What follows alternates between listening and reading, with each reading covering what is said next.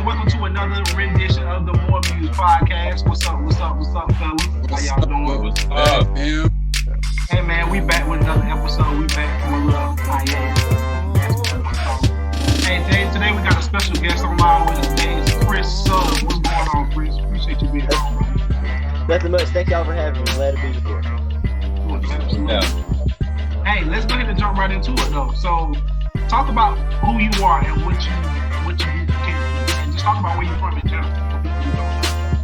Yeah, absolutely. So I'm Chris Suggs. I was born and raised in Kingston, small town in Eastern North Carolina, and I truly have a passion for serving my community. So when I was 14, I started a nonprofit organization in Kingston called Kinston Teens, and we get young people involved in community service and civic engagement. I just spent the last 4 years, some of the best and most challenging years of my life at UNC Chapel Hill, where on campus I was president of the Black Student Movement, our largest student organization on campus, and senior class president over the last school year. So truly, glad to be here, share some of my experiences and stuff with y'all, and just talk more about myself and Kinston and what's to come. For sure. So just talk to us a little bit about your political inspiration and how you got started and wanting to run for city council. Yeah, so it's always an interesting question to me because I can never pinpoint it to like any major political figure or anybody. But more importantly, I would say it started with my parents. So at a very young age, my parents had me and my siblings, really involved in the community. My mom was an elementary school teacher, so I was always helping out in her classroom or at some school board meeting or something like that. And my dad worked for the city in Parks and Recreation, so he always had me volunteering somewhere at some type of community event. And I think just being in those environments growing up, that instilled a passion and a purpose of serving my community. Like it just came so naturally because that's the environment I grew up in. And over the years, seeing different challenges and issues in my community, that's what led me to start the nonprofit Kinston Teens, to serve on different boards and commissions to try to advocate and make a difference. And now it's inspired me to run for city council in Kinston. It's obvious. Yeah, that's super dope. It's obvious to us that Kinston means a lot to you. What is your biggest goal for the city of Kinston? How do you plan to reshape the narrative? Because obviously when a lot of people hear Kinston, they think of maybe something more bad than good. So what is your plan to bring a positive spin to what Kinston looks like? Yeah, so one of my major goals definitely is to shift that image and shift that narrative. So when I started Kinston Teens in 2014, one of the reasons I started is because at the time there was just so much negativity around Kinston in our community. We got ranked that year as the number one most economically distressed community in the entire state of North Carolina. At the same time that year, there was a major issue around gun violence happening. People were getting shot almost every other day. And these were people I knew, people, I was either friends with or classmates with or knew from school or somewhere. These were young people like myself. And, over the last few years, now 7 years since I started Kinston Teens, I've personally done a lot to really try to shift the narrative of what young people look like in Kinston, showing that, we are leaders and change makers, and that, we have an ability to make a difference and be impactful in our community beyond sports. Because, one of the few positive things that people hear about Kinston is the fact that we produce so many NFL players and NBA players, and that our basketball team at Kinston High, can show off any other team around, or the football team in North Lenore can beat any other team in the region. So, those are things that people hear about Kinston, but I also want to show that there's so much more positivity in the arts and music and culture and politics and government. And, being able to shift that image and show that young people like myself can really make a difference. That's been one of my passions over these last few years. That's definitely something that I think a lot of people can look forward to. Yeah, I agree. Because, hey, one thing I agree on, man, Kinston need a mall.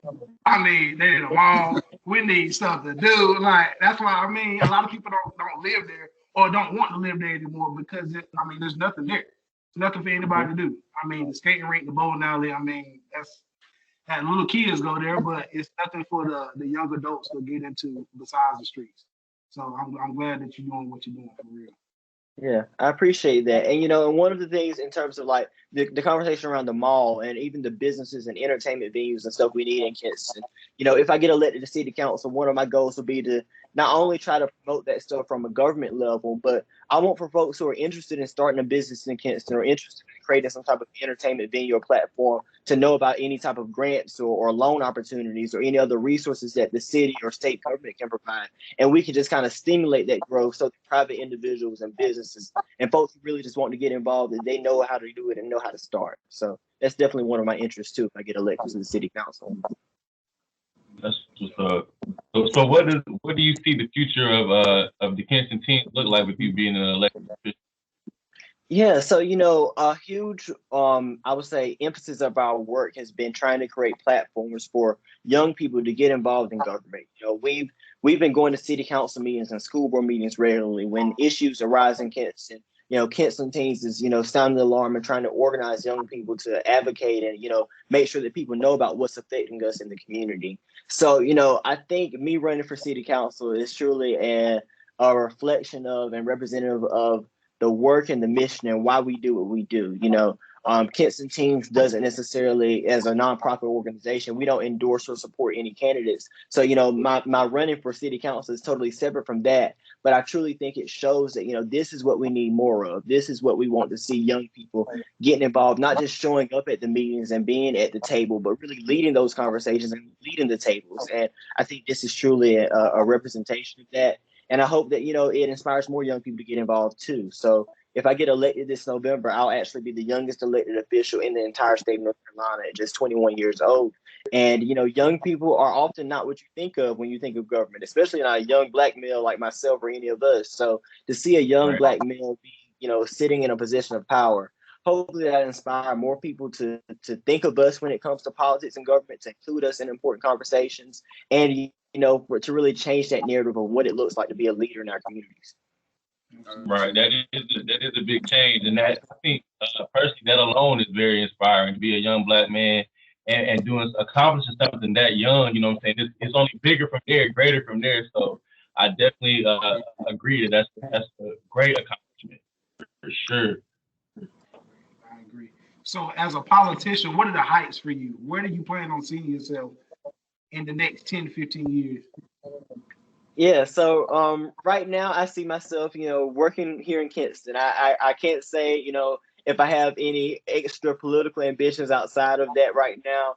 I don't see myself being a city council member forever. I don't see myself doing it for really 2 terms at the absolute most. I believe in term limits. I think we need to, if we create the opportunity and get in that opportunity ourselves, we got to create more opportunities for other people. So I definitely want to pass that torch on to somebody else.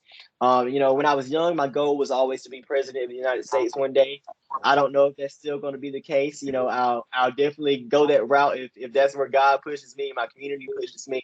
But I'm just really interested in making an impact and making a difference, whether that's in office or out of office, just, out in the community. I just want to really make an impact and a difference. And the titles really aren't anything I'm chasing, but it definitely helps in being able to be in that position and influence change from being in a policymaking role. So speaking of policymaking and in a position of change, let me just read this question. There is a disproportionate, let me take that back. There's a disproportionate amount of white cop policing a major Black city, which is Kinston. What are you willing to do to make sure minorities are able to get onto the police force and also not feel so just so policed already as it is? What is your goal for policing for Kinston overall? What are you looking to bring to that? Yeah, policing is definitely an important issue. It really needs to be a hot topic of conversation in our community in Kinston. Even earlier this year, we had 2 back-to-back very unfortunate incidents with policing. I think back in the end of March, there was a video that surfaced and went kind of viral online of 2 police officers beating a man who suffered from mental illnesses and had an outburst in a restaurant. And, they beat him for several minutes on camera.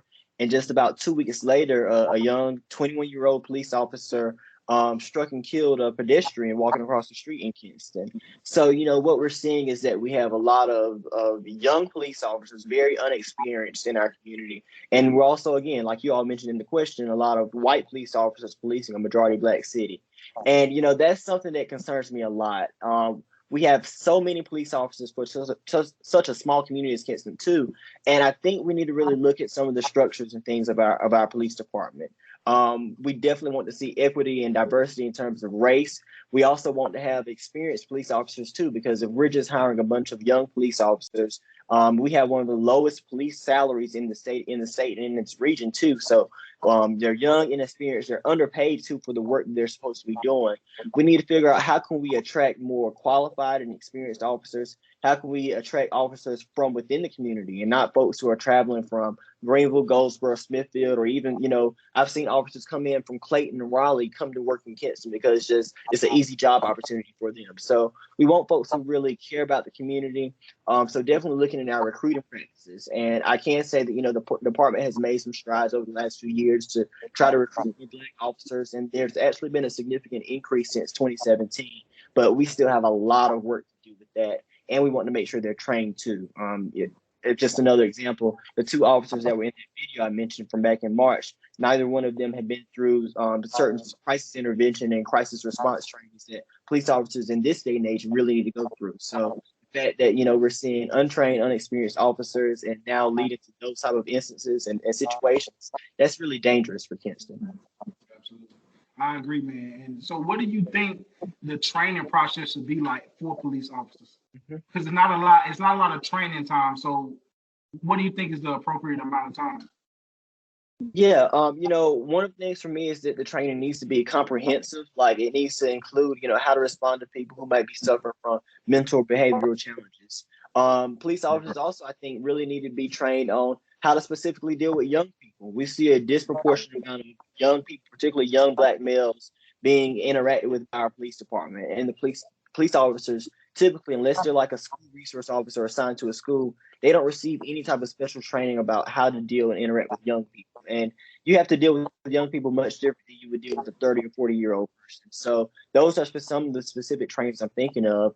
And another thing I think that we need to look at, which will be on more of a county level as well as state level, is what type of situations actually send police officers or sheriff's deputies to respond to. Like if someone is having a mental health crisis, they probably need a therapist or a psychiatrist, some type of social worker, not a police officer coming with a gun and some handcuffs. Like that would only escalate the situation and make it more violent. So trying to figure out how we can have police officers respond to the appropriate situations. And then if there's a situation that a police officer doesn't respond to, maybe there's someone from the community send to connect that person with the right resources. If it's a domestic violence situation, maybe there's somebody who needs to be, coming in with that type of social worker mindset, how to deal with a domestic violence conflict, and not a police officer might now, come mess up and really damage things with the family or cause a situation from, escalating from something that was just verbal to now physical. So really need to address things from that type of perspective, I think. Yeah, that's real true for sure. To take a couple of steps back, looking at back when you were in college, so you studied political science and you studied your religious studies. How have those majors helped you in your political journey? Yeah, so my experience overall at Carolina at UNC was definitely a very helpful experience in so many ways. Definitely the curriculum, studying political science, studying religious studies, those two areas that I came in very interested in. I've always been involved in my church, always cared a lot about my faith. So that was one thing that inspired me to study religious studies. And then the political science, obviously just came kind of naturally. I've been interested in politics for forever. And then, though, I would say that the most impactful part, though, was being able to apply what I'm learning in the classroom to other leadership experiences across campus. So I was president of the Black student movement at the time when UNC and honestly, universities all across the state and country were dealing with the issues around the Confederate monuments on our campus. So, lots of issues about whether or not those monuments should be able to stay on our campuses. And as leader of, the Black student organization on our campus, I'm having to advocate across campus, organize protests, speak with policymakers and legislators about why this statue is, dangerous and harmful, and why does it need to have a place on our campus. So truly was a test of how to apply those experiences in the real world as I'm learning them in real time. And then being senior class president when the COVID-19 pandemic really hit and shut down things in our university last year was also, a lesson in how to really navigate politics as a student leader too. So it took a lot of organizing, a lot of action to really get UNC to make sure that We had a safe return to campus back in 2020 and the 2021 school year. And yeah, I truly learned a lot about myself and my abilities as a political leader, how to organize more students to get involved and engaged, and, you know, having to advocate in meetings with the chancellor of the university or different leaders from the UNC system across the state. So definitely was a really good learning experience for me. So with the fact that you went to a PWI, what are those responses like as being the leader of the Black Student Organization?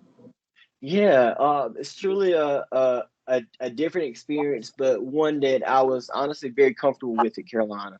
Like, I'm really glad that I chose Carolina, and, you know, there were definitely some apprehensions about going to a PWI rather than going to HBCU. But, you know, when I stepped foot on campus at Carolina, even just touring the campus in high school, it was members of that organization who reached out to me, you know, offering support, showing me around campus and stuff. So I already knew that if I decided to go to Carolina, even though it's a predominantly white school, I would have some type of Black community that I could feel comfortable with. I can have friends and have that same like Black family environment with on campus. And that's why I got involved in the Black student movement, you know, all throughout my 4 years there. My junior year, I was the president of the organization. So, and I think it allowed me the opportunity to, you know, really provide some great opportunities for Black students, whether that was parties and games, but also advocating and organizing around things that were important to us.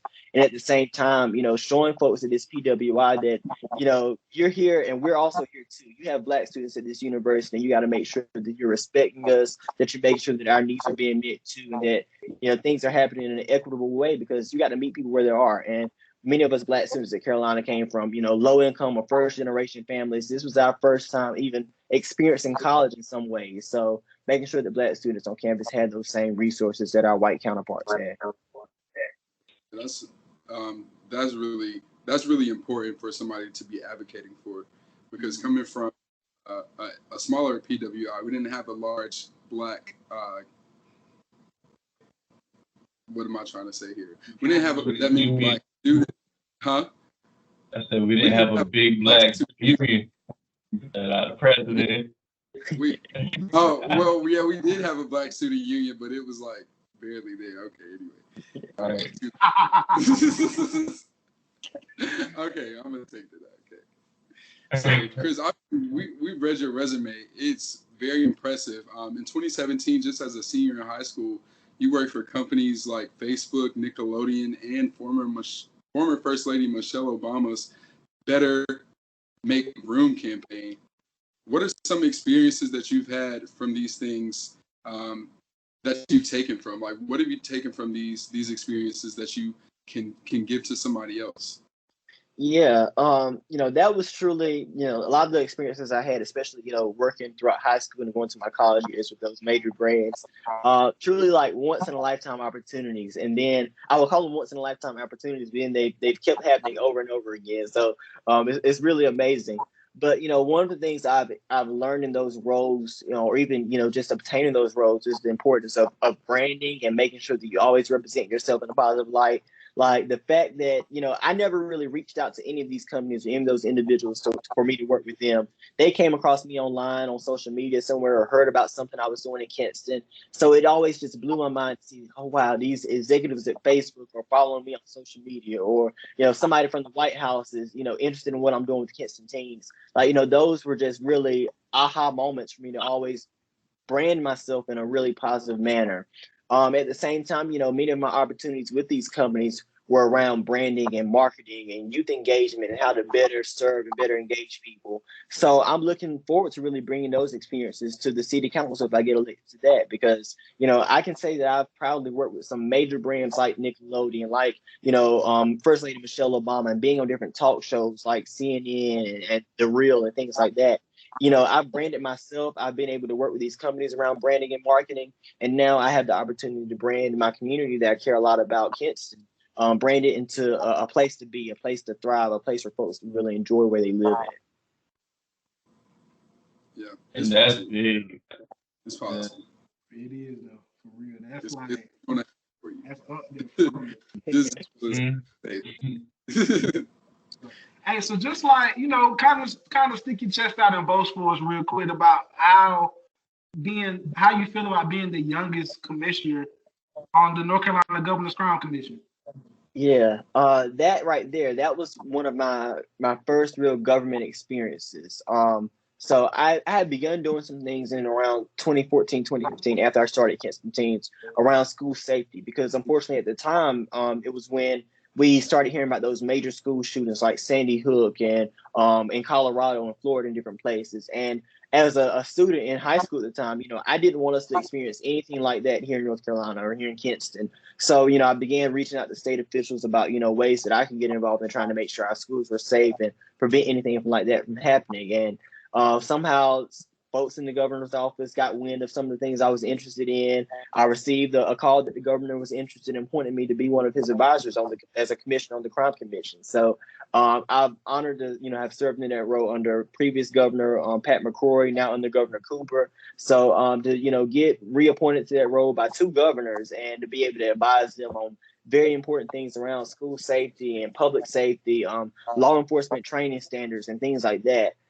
Those have been some of my proudest accomplishments and experiences, just because, again, I'm oftentimes one of the few Black people in a room like that, definitely the youngest person in the room like that. So to be able to offer a perspective that most of the time these other folks at the table aren't even thinking about, aren't even considering. So that means a lot to be able to advocate and hopefully bring some of that state level experience to my community in Kinston. And again, create the avenues for more young people to get involved. So I actually, my bio still says I'm the youngest commissioner on the crime commission, but as of earlier this year, there's actually a young girl, 18 years old, who just got appointed too, so a few years younger than me. So, definitely setting the standard and trying to get more young people involved in those types of boards and capacities. And just to piggyback off of that, it's so important, because a lot of the times politicians can be out of touch with reality because they may have been in this role so long that a lot of times they're, for lack of better words, they see themselves above the regular, constituency. And so I think it's very important to, like you said term limits earlier, to have term limits, have people, the doors turning constantly, but also to have young people inside of these rooms where a lot of times it's older people having the conversations, older white people, older white men. And so, it's very important. And I think we can appreciate you being in that room representing us. So yeah. You gotta have a fresh brain. Fresh brain. Yeah. Somebody don't think they know everything. Yeah, absolutely. And folks shouldn't be talking about things that are affecting us, without us being at the table. One of my sayings that we say with Kinstonese is, nothing about us without us. And so often they talk a lot about what's this for young people, what's, important for young people, but they're not actually talking to young people. So if I can be there at the table, if I can bring more young people, put other young people in the room, that's what I care about. Yeah. Say that line for me one more time. That was a bar. Yeah. Nothing about us without us. I might have to get that on the wall. Hey, I love it. That's dope. That's hard. That's original. So, that's yeah. I think it's really common around young people who are trying to do this type of work too. We've been saying it at protests all last summer when we were out organizing and stuff. And these were young people, again, leading the protests in Raleigh and Chapel Hill and Durham. And, we were letting them know that y'all can't be talking about public safety and, shooting Black people, shooting young Black and brown males and young Black and brown women. And you don't have us at the table too. So, nothing about us without us. Ain't work. Wow. That's good. That's what's up. So, talk to us about the City Council election. When is that? Tell us, people, there'll be some people from Kingston that listen to this. Tell them where they can vote and what they can do. Yeah, so the election will be on the first Tuesday, November 2nd. Early voting starts about 2 weeks prior to that. And yeah, it's so important for folks to get involved in not just, those presidential elections and the ones that are all over the news, but local elections like this really matter. It's us on the city council who impact, the police departments and your recreation centers and your roads and who's picking up your garbage and all those things that really impact people on a day-to-day basis. Those are decisions that the city council makes. So, it's really important for folks to get engaged and get involved. I'm definitely trying to be as accessible and available as possible. If folks have questions about, what exactly does the city council do? Or, when are the city council meetings? What can I do to get involved? I want more people, to talk to me, reach out to me so I can answer those questions and more people to show up. So my plan is to just engage as many people as possible, especially young people, especially Black people, especially anybody who feels like they don't have a voice, they don't have a role. I want them to know that they do have a role, that all of us have a part to play in this. So that's my campaign plan. Really, it's just to engage everybody over these next few months, and hopefully come November I'll get elected. If folks want to get involved in my campaign, they can just go to chrisforkinston.com. It has all the details about me and my race, or find me on social media or stop me in the grocery store. However they want to get in touch with me, I'm available. Awesome.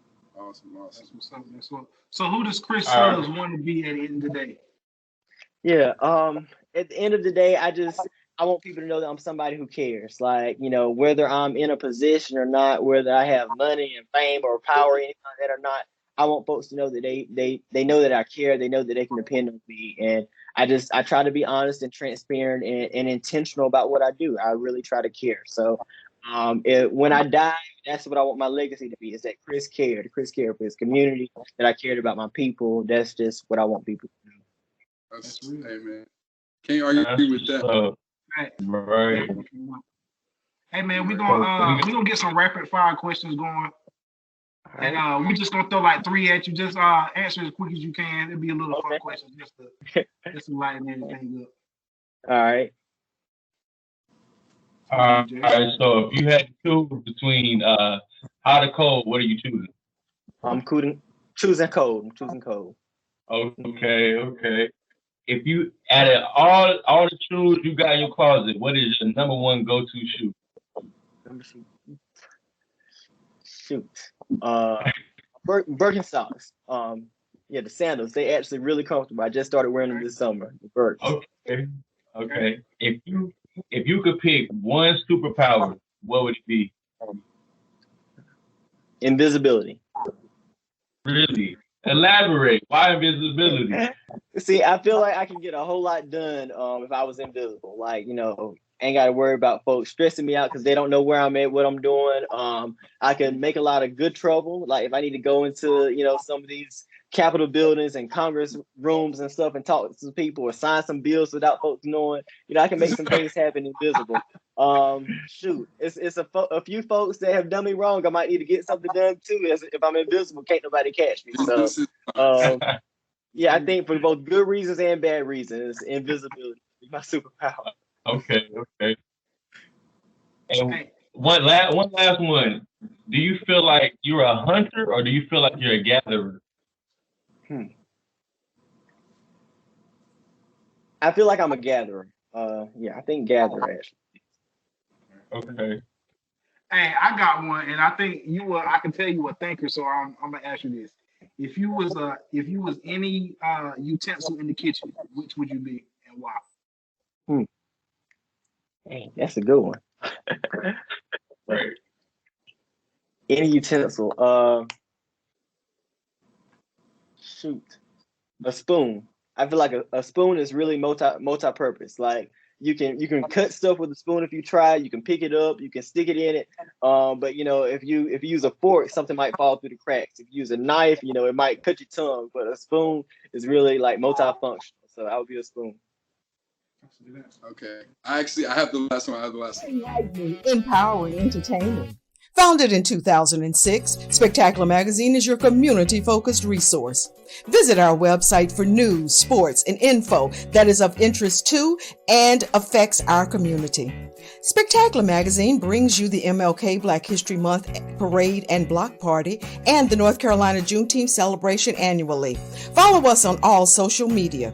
Spectacular Magazine is proud to be a sponsor of NCCU Athletics. Rock or Michelle? It's a trick question. Honestly, no, Michelle. Michelle. I haven't met President Obama yet, but I've met Michelle a few times. Truly, great woman, really cool, really down to earth. I asked her if I can call her my Aunt Shell. She lets me call her my Aunt Shell. So we're cool like that. So she's. That's cool. Hey. That's it. Yeah, that's all right, man. Hey, appreciate you, Chris, for being on. Everybody, the special guest we have for today. It's been future councilman of Kingston, North Carolina. Facts. Future councilman. Talk your talk. You in your bag, man. You got a resume that's longer than anybody that's 21. So we respect you, man. We respect everything that you're doing, man. All right, I appreciate y'all fellas for having me tonight. Make sure you no link doubt. in bio so that way you can read more about what Chris's platform is and what he's offering. And make sure you go follow him on social media. Support. We have to continue to lift up the young voices. So, yeah, you already know. All right.